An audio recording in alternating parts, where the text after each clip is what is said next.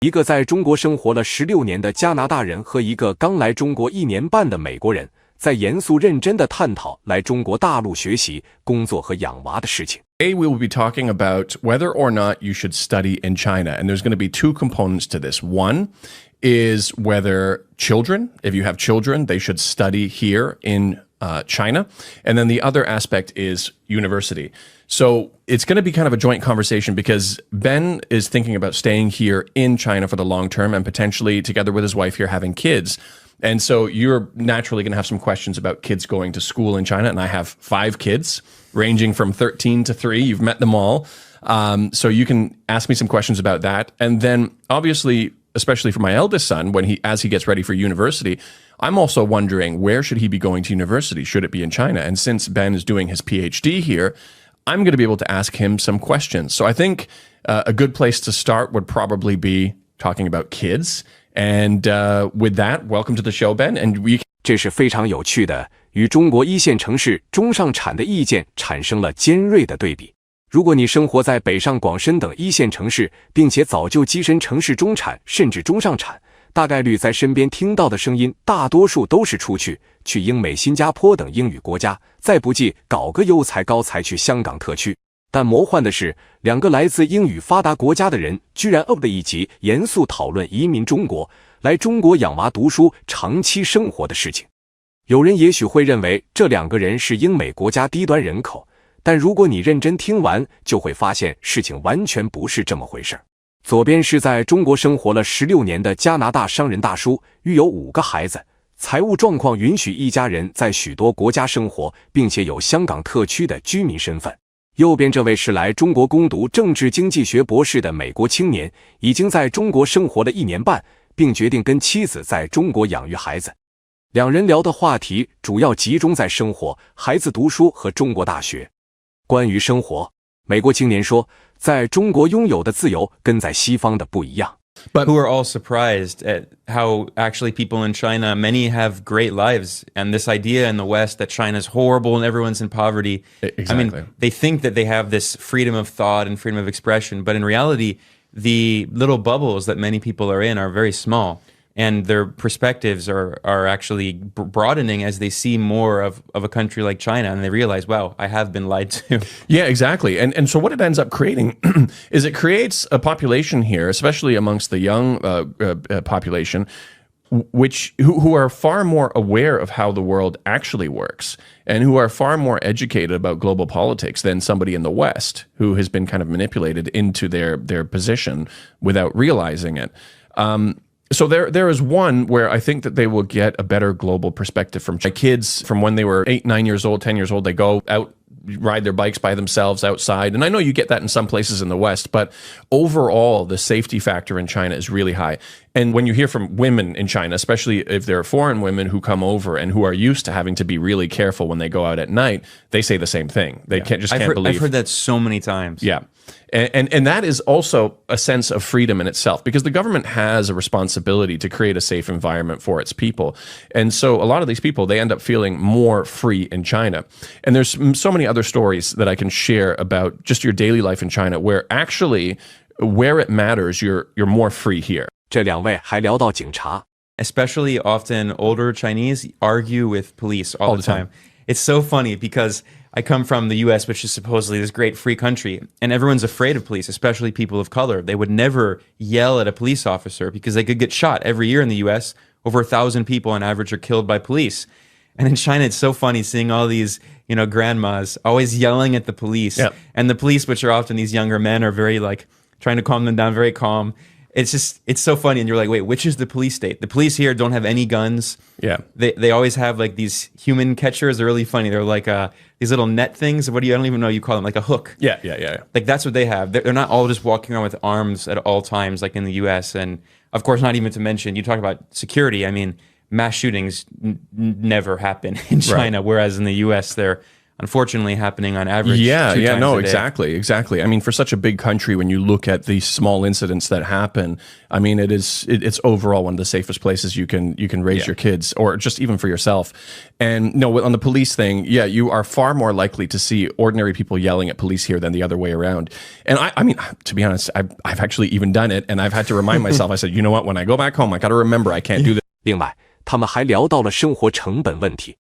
People end up coming to China and staying. We talked about security and many other things. Another is simply cost. I mean, I'm from the US originally, you're from Canada. Housing costs are insanely expensive. The cost of living in general, healthcare, and education is part of this as well, right? So one of the advantages is that China is so affordable. And this is something that's really surprising to a lot of people when they come here.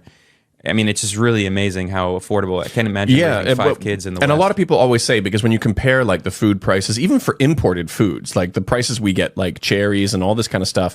We bought some cherries from South America. I can't remember the exact price, but we were just blown away by how cheap they were. And a lot of people always say, well, that's because people in China don't make that much also. And it's true, the average GDP is lower, but actually when you look at GDP as the purchasing power parity under PPP, they can still actually live a better quality life, even when you take that into consideration. Obviously, because in the U.S., I mean, technically paychecks on paper. There's also the exchange rate issue. The U.S. dollar is really, really overvalued, and the U.S. is constantly accusing China of undervaluing its currency, the renminbi or the yuan, because the U.S. claims that China does this on purpose to make its exports more competitive. But meanwhile, the U.S. dollar is so extremely expensive, which means that, okay, so if you do the exchange rate, it looks like paychecks are smaller in China or many other countries. Yep. But when you actually look at the cost of living in the U.S., people make more money, but they spend so much money on health insurance, and then they get denied coverage anyway. Yeah. They spend so much money on education, on transportation, because there's basically no public transportation. Here it's extremely... But so we talked about some of the other factors, cost of living, security, public transportation, things like that, which are also forms of freedom, right? Like if you have the freedom to get on the train and to go wherever, and it's like 4 yuan, like 50 cents to go on the subway, then you have the kind of freedom of mobility that you might not have in some parts of the US, where you have to have a car, you have to spend money on gas. And 总之，他们提供的视角在西方是很少见的。如果把聊天内容翻译成中文，那边的网友可能会以为这是我们的大外宣 propaganda。关于为什么要孩子在中国接受教育。 Not only why I like kind of raising my children here. Again, only a few. There's many other reasons, but that covers why myself I like living in China, and why I like my children growing up here too. I think that they manage to focus on their education. They get a surprisingly global view, and it's a society that's working together. So more of a collaborative mindset is instilled in them, rather than this kind of, I would imagine if somebody from here, a child, moved to the West afterwards, they would just look at the division. Either they might get caught up in it and descend into it, or just kind of step back. And if they were in a position to change anything, they say, guys, we should be. 聊着聊着就聊到中国的高考，接着就自然衔接到中国的大学。 like you said, things have changed a lot in recent years. So there's no debating that 20, 30 years ago, the US it had the best universities. In China, they've caught up very quickly. Of course, it also depends on your program. But if you are interested, especially in the physical sciences and the hard sciences, China is the best place in the world to study. I mean, if you look at the number of scientific articles in peer-reviewed top journals published by academics by country, China is by far number one, and it's overtaken the US, and it's growing very quickly.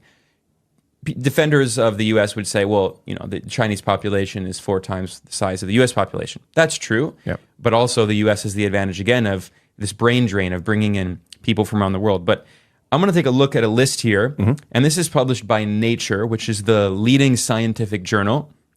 And they make a list of the top research institutions. So this is the list of the leading scientific institutions in the world, the top 10. According to Nature Journal. 1, Chinese Academy of Sciences, number 1 in the world. Number 2, Harvard University. So looking overall at the institutions, not just the universities, the Chinese Academy of Sciences has already has beaten Harvard. Number 3, the University of Science and Technology of China. 4, Peking University. 5, Zhejiang University. 6, the University of Chinese Academy of Sciences. 7, the Max Planck Society, which is in Germany. 8, Nanjing University. 9, Tsinghua University. 10, Shanghai Jiaotong University. So of the top 10, 8 of them are in China. Okay, now let's look at Nature Journal's list of the top academic institutions in the world. These are the top 10. Number 1 is Harvard. So these are the universities, right? Yep. Number 2 is the University of Chinese Academy of Sciences, because the Chinese Academy of Sciences exists, but if you want to study at the Chinese Academy of Sciences, there's a university affiliated with it. But most of the people there are not teachers, they're just researchers. Number 3 is the University of Science and Technology of China. Number 4 is Peking University. 5 is Nanjing University. 6 is Zhejiang University. 7 is Tsinghua. 8 is Sun Yat-sen University. 9 is Shanghai Jiaotong University. And 10 is MIT. So of the top 10, 8 are in China. Right. 2 are in the US. So things have changed a lot. And so this is focusing on the hard sciences, the physical. All of the evidence shows that China is going to continue advancing and becoming a center of scientific research for the entire world, which we're already seeing, for instance. It's translating into society itself also. Electric vehicles, solar panels, these new technologies. I mean, every few months there's another amazing scientific breakthrough in China, like breakthrough in cancer research, and curing diabetes was one of the recent announcements. So there's this idea, it's very arrogant in the US, where, for instance, the outgoing Biden administration, the Commerce Secretary, Gina Raimondo, she said this openly. She said, we must work with China to, not with China, the opposite. She said, we must work with Europe to stop China from innovating. She said that. The US goal is to stop China from innovating. Biden said, we will be the most powerful country. China will not overtake us as the most powerful country. It will be us. And so they say, Gina Raimondo also said that we will not allow China to catch up technologically. That they don't want China to innovate. But if you look at what's happening, they're innovating extremely quickly. 一句话总结就是想要学硬科学就得来中国。出现这种情况是因为这个自然指数排名主要考虑学校和机构的研究成果，并不考虑教学和就业等因素。视频里的美国青年来中国是读博士搞研究的，他引用这个排名非常合理。小编甚至觉得未来20至30年，时下流行的世界排名也会慢慢向这个自然指数排名靠拢。一个大学最著名就2个东西，研究成果和校友。校友虽然不出研究成果，但可以有政治功绩和商业创举。研究成果，现在中国大陆院校已经开始霸榜。假如未来世界经济的发展引擎慢慢挪到中国，取得商业成就的中国校友定然会日渐增多。至于就业率、雇主评价和本科教学等次要指标，也会随着这2项核心指标的发展而发展。到时候，也许真的会出现中国大学里遍地是外国留学生的景况。What's interesting is that President Xi announced that he wanted to encourage more students from the US to come. The president personally said that that's a priority of China. They want to encourage more people from the West. So there are actually a lot of scholarship opportunities. China said that the goal was to have 50,000 US students over 10 years. They didn't get nearly, that's of course, over 10 years, not 1 year, not 50,000 in 1 year. So 5,000 per year. They didn't get anywhere nearly close to that. I don't know what the number was for 2024, but I heard that the number for 2023 was around 500 US students, which is crazy when you think about it. I mean, there are so many opportunities, so many scholarships, so many good universities, but because there's a lot of ignorance about China, fear about China, the fear is just completely bogus. I mean, there should not being undone by this Xiao Hongsu thing, but yeah. I mean, I've never felt afraid in any way. I mean, it's just nonsensical. I definitely felt fear sometimes living in like New York and places where, you can get shot or robbed or whatever. But anyway, so the point is that there's a lot of willingness for people who do want to study in China. There are many opportunities. But what's interesting, I'm not so interested in that, honestly. Like you haven't lived in Canada for a long time. I haven't lived in the US for several years, and I have no plans in going back. What's interesting for me politically is also how welcoming China has been to students from the global south. Yeah. Because the reason that China is trying to encourage students from the West is they're trying to improve person-to-person relations. That's what they can see clearly that the U.S. government, there's this bipartisan hatred of China, xenophobia. The U.S. is scapegoating China for everything, that even though China has nothing to do with many of these problems in the U.S. Well, so China's response is we want to encourage person-to-person exchange, because if you have people from the U.S. and Europe who come and visit and they see what China's like, they make friends in China, then naturally there will be this kind of organic movement toward trying to improve relations. 在视频的最后，他们甚至还呼吁更多的外国友人学习中文，就会看到和外媒口中不同的中国。And if you really care about comparing the reality on the ground here from what's being said overseas or media, you really need to be able to obviously speak to people in the local language. But yeah, no, that's some good advice. I did realize I mentioned Xiao Hongsu quite a few times. I'm assuming that most people knew about that, but just in case, so you don't have to look it up afterwards, I was talking about the migration with the TikTok ban. A lot of people ended up downloading an app called Xiao Hongsu Red Book. Which ended up Red Note. Red Note. They usually call technically it literally means little red book, exactly. But they translate in English as red note. Yeah, exactly.